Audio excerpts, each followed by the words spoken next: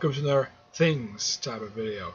These are four bad things about Avengers and X-Men Access. Previously, in the previous video, I did 10 good things. These are 4 really bad things that I think that need to be addressed and not a lot of people talk about because people want to forget Access ever happened, despite the fact it did happen. Almost 3 years ago. Yeah, it's been almost 3 years since Access, and yet everybody wants to forget this event happened because they think, oh, Original Sin, nothing, then it's like, basically dealing with, they think like right after Original Sin, they think like nothing happened after that, then came Black Vortex and Secret Wars. Well, Access did happen, but it had some slight problems with it. What led up into Access was simply put this, a 25-issue comic book written by Rick Remender that also had one annual. I think Rick Remender, I don't really remember.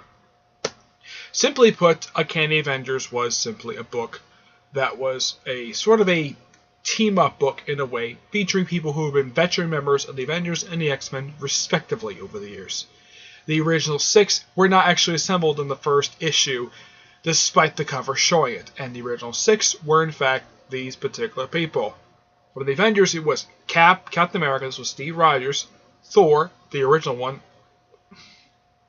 and the Scarlet Witch. From the X-Men, it was Rogue, Havoc, and Wolverine. These 6 people alone. These were the original 6 who formed the team, and then later on they added Wonder Man, the Wasp, and Sunfire. Why not? And this was the lineup for pretty much the rest of the series up until the events of... Well, actually, some of these members before Access started to gradually leave the book. One of these people was in fact Wonder Man and, of course, Sunfire. Pretty much after the events of, well, the storyline involving stuff with Kang, and of course the Apocalypse Twins, Wonder Man was trapped in Rogue's brain, and as far as I know, she's still stuck up there. I am not kidding. He is still stuck inside Rogue's head. And as far as I can tell, toward the end of the book, during the last few issues of the book before Access, things start to, well, they decided to jump ahead a few months later, having also Wolverine lose his healing factor, and just dealing with just catching up with the events of other books like Wolverine losing his healing factor, Steve Rogers turning old, but also during the course of the alternate timeline thing, Havoc and the Wasp basically got married and had a child, which the child has since disappeared and never been brought up ever again. Pretty much for the last couple issues, which also crossed over with the pages of Magneto, a Colin Bunn book, yeah, pretty much they're Havoc, Rogue, and I think the Scarlet Witch are taken to Genosha, basically where they deal with Magneto's S-Men. Not kidding, that's literally their name. To simply put, this is kind of basically a follow-up to the first arc of the series, where Red Skull assembled his own version of the X-Men called the S-Men. Now, basically, the one thing that really ticked a lot of people off when it came to this particular series was the ending of the second issue. Excuse me. Where after the second issue, and by the way, there was a delay between issues for some strange reason, where the issue ended with Red Skull holding the brain of Charles Xavier and implying he ate it or merged it with his own brain, thus giving him telepathy, thus basically giving a very dumb reason why he has telepathy to this very day. Yes. And also during the course of the first arc, they killed off that retired longtime X-Men villain, Avalanche. Yeah, he died by falling off a thing of rock that he made himself in the middle of New York City. No joke, this is how the guy dies. He dies in the opening issue. I have no idea why Rick Remender did this for, but he did. I know I'm kind of giving the history of the Uncanny Avengers book, but I kind of had to lead to some of the bad stuff, okay? But during the course of the prelude to Access, all the S-Men die. I'm not kidding. Every single one get killed off by Magneto. Yeah, Magneto somehow finds out about the somehow finds about the concentration camps in Genosha, which I have no idea how he found about this. Maybe Rick Remender slipped a call and button about it, and pretty much uses his magnetism to simply kill all the S-Men. Not kidding, they all die, and currently they're all dead. Well, except maybe one who happens to be Avalanche's illegitimate daughter. It's not been officially confirmed if all the S-Men are dead, just most of them are dead. And of course, Magneto sets up defensive access, well, the opening 3 issues, by having, of course, the boulder crush Red Skull's head, thus forming Red Onslaught. Yeah, but speaking of Magneto, he is part of this is part of the first major problem and the biggest criticism of the entire event of Access. There is a very dumb retcon that got humongous negative backlash.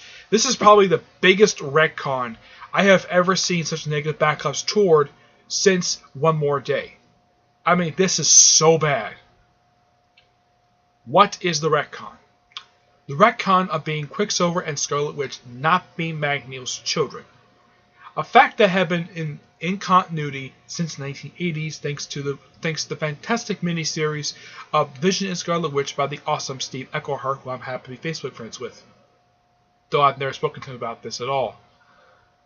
This came about in the story of how the retcon was explained by basically Wanda, who was inverted, decides to go crazy and try to kill anybody affected by through a bloodline spell, which affects Quicksilver but does nothing to Magneto, which basically reveals the very dumb retcon that Magneto was never Scarlet Witch Quicksilver's father.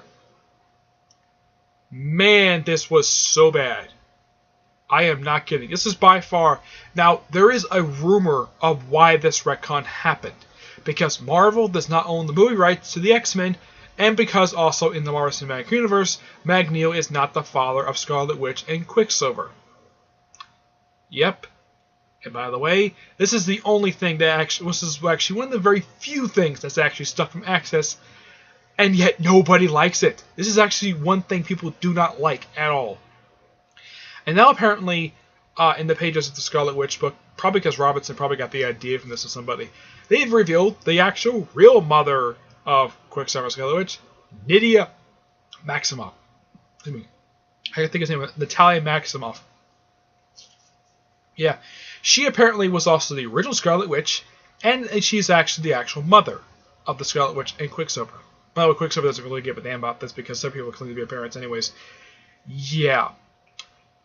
This is something that really ticked a lot of people off because this has been established fact for years, and retconning and establishing fact a very long one, mind you, something that has been establishing fact since before that actually was a fact thing longer than the marriage of Spider-Man and Mary Jane. Yeah, this was in effect at least a few years prior to that. Yep. That's the first problem. Second, and this kind of deals with the after effects, where the heck did Havoc and Wasp go? Because Havoc's still being inverted, takes Wasp to shrink us down, or whatever. They disappear, and as far as I can tell, it has been 3 years, and nobody at Marvel has bothered to explain where the heck they went. Next thing you know, the Wasp shows up in the pages of all new Wolverine. Nobody get an explanation exactly where she went. Yes, this is something that's never been explained.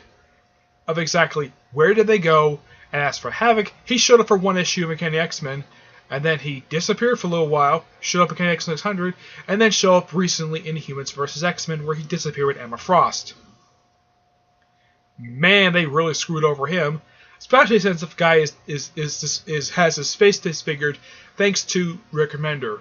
Yeah, Rick Remender is actually responsible. In case some people who do not read Uncanny Avengers and wondering why is Havoc's face why does it look so weird? That is actually the result of the last official issues of the second half of the Apocalypse Twins arc. From Uncanny Avengers. That is actually the reason for that. You have to read the Uncanny Avengers series to understand of exactly why Havoc's face is like that. But as for they went, Nobody has bothered to explain it. It's been 3 years, still had no explanation. Oh, and by the way, the whole explanation Rick Magneto gave what was going on with Quicksilver and Scarlet Witch. Yeah, that was never resolved thanks to Secret Wars. Not kidding. Alright, number 3, and this is a really big one, and even a lot of old school fans really hate Marvel for not doing this anymore. Putting editorial boxes inside the comics just to figure out exactly what they're talking about or where to go for this certain thing happening. Like, if you want to see an expansion to this fight, go to this particular comic book. There were several instances where this should have happened in the pages of the main comic book, like Nova going off to fight the Hulk, who was known as a Cloak at this time, basically a sad version of the Hulk, who's got black skin. No joke. The Sherman editorial box says, read Nova, I think it's 27, I think it's 24 and 25, I think it is. I don't really remember. It's been a little while since these issues came out. But that should have been there. And also some of the other stuff of like what happened during the course of the series, like for issues, not for the first 3 per se. Well, maybe you can basically say, like, how did everybody get here? Reading Kenny Avengers 23 to 25. You could have put that there. This editorial boxes thing really ticks a lot of old school fans off because people love these things. And plus, it's a good marketing maneuver. But does Marvel do these anymore? Very rarely. I would say the only book you might see these pop up in is Bookstone Published right now. The only book I can think of you may see this pop up in is the pages of a Spider-Man book. Yeah, I'm not kidding. You may see this in Amazing Spider-Man, but probably no other book. That is simply put of how very bad this is. Because not putting editorial boxes in books means, one, if you're not a long-time reader, if you're a new reader, you have no idea what the heck they're talking. These people are talking about, or where can you see an expansion of this fight because it's not shown in the actual book. DC actually does the editorial boxes, though they only show them mainly in the Batman Superman books, and maybe you see them in Justice League. But as far as they don't use them in every single book. Though before New 52, they didn't use them that much, so they use them a lot more now.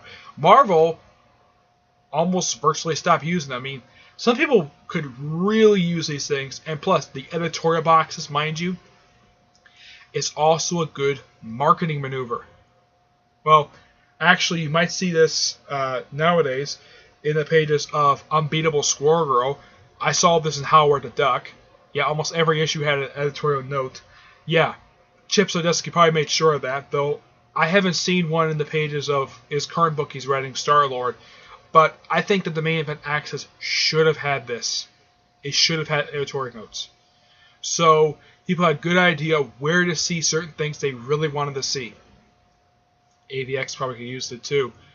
And plus, these editorial notes basically, like I said, are good marketing maneuvers, but yet Marvel didn't care to use them. Alright, and number 4, very, very little after effects. Now, usually when Marvel does these company-wide crossovers, there usually is some good amount of After Effects. In the case of this one, very, very little, almost virtually none. Then, what was the whole point of this crossover? If you look at the previous crossover, Original Sin, the After Effects of that crossover are still being affected to this very day. It's been 3 years since both Original Sin and Access, and Original Sin, the effects from that basically are still being affected this very day, when the big ones is going with Thor. Yeah, but in the case of Access, very little. Yeah, very little. So some people might ask, what was the whole point of this crossover anyways? The answer really was no point. If you're not going to have after effects of this crossover, I mean, here's the things that since the crossover ended, here's the things that Marvel has kept. Some things are good, some things are bad. The retconning of the whole thing with Magneto not being Quicksilver Scarlet Witch's father, Sabretooth still being inverted, they kept that. Let me think. What else do they keep? Oh yeah, the whole thing with the resurrection of Doctor Voodoo and Cassie Lang, that stayed because Doctor Voodoo later joined the Unity Squad and still part of that group to this very day. But what else do they keep? Let's see. Aside from resurrection, a dumb retcon, someone still being inverted. Aside from that, as far as I can tell, nothing. One kind of really big thing and two kind of really small things. I'm like, that's it? Oh yeah, and they say also in the book that'll take a few months to rebuild New York after all the damage done by the inverted superheroes. Oh yeah, and by the way, another Marvel book. Yeah, stuff happening outside of Access, books that had nothing to do with Access, don't even reference Access at all. Not kidding. In the case of one particular book that had Access, this book got cancelled right afterwards. And what book was that? All New X Factor. Yep, this book was cancelled right after Access ended, or at least right after their tie-in ended. In the case of Magneto, this will actually continue for a little while before the series ended because of Secret Wars. And the Avengers was relaunched afterwards, but got cancelled to 5 issues before it got relaunched to 5 issues anyways. So pretty much, the after effects were very, very small, and not a heck of a lot of them. If you're going to have a big crossover like this, you got to have after effects. As it so stands, very little. If you look at, let's say, the after effects of Original Sin, like the whole thing of the Watcher still being dead, Nick Fury being a new Watcher, stuff like that, and of course, Winter Soldier being the new man on the wall, though he kind of sucked at his job. The effects of that are still in effect this very day, but as for Access, nope. It's like either one, people forgot about it, though though some people I know of have virtually tried to forget about Access. They think the Access event was utter garbage. Me, I thought it was a pretty cool event, but it has problems none the where, but it's not many problems that people tend to think of. Oh yeah, it's the Avengers and X-Men fighting each other again, but this time they're actually evil. And that is not a problem because they actually explained it right afterwards. Yeah, the fact that they're under a spell. You see, that is a reason for these two sets of heroes fighting. Though another excuse why people are trying to forget this crossover is because it's another hero versus hero crossover. A concept people despise. Yes, people despise this concept of a crossover. And that's another reason why people try to forget Avengers and X-Men Access ever happened. But they're having some bad things with it, but not as many people tend to think of. And this is my just my personal opinion of what these are my personal. This is my opinion, and my opinion alone. If you disagree with me, fine. It's your thoughts. Kind of like with movies, it's a very expressive medium when it comes to comics. People can have their own opinions. Though some people like to stomp out other people's opinions because they don't agree with theirs. If you disagree with me, fine. I don't have a problem with it. You can agree with me if you want to, or you can disagree with me if you want to. It's your choice. That is just how I feel in the matter. I don't force people's opinion. I don't force my own opinion down people's throats. I express my opinion, and if they disagree with me, I sometimes can make good arguments for my opinion, but sometimes basically they may have a good reason for disagreeing with my opinion. That's just me. Okay, so that's it for this video. Stay tuned for more videos like this. Well, things wrong, whatever. Please be sure to like this video, subscribe to my channel, and if anybody wants their own version of doing this, please be sure, go ahead, do a video response to this one. Like, what exactly do you think are the bad things related to Access? Aside, you can probably mention the stuff that I use for my video, for this particular one. It's your choice, right? But until I do my next video, which will probably be another Comic Corner Classics / Non-Classics, Until then, I will see you there. Bye.